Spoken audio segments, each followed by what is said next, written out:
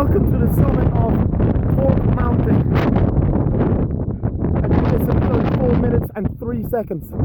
Now, I have a really quick message for you while I'm up here.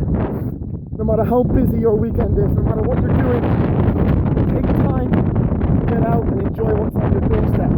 It will make you more appreciative of what you have in your life. Don't get too deep. This is just spectacular. This puts everything into perspective for me. Look at this. It is just phenomenal. Unbelievable. I can see Killarney down there. No matter what's going on in your day, in your weekend, I urge you to take time for yourself. Time and effort into your mind so you can have more to give to others, because this just, like I said, this puts everything into perspective for me.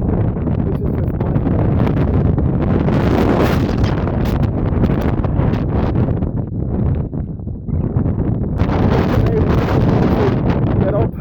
get out, put a bit of time aside and put some time into yourself and enjoy what you have around you.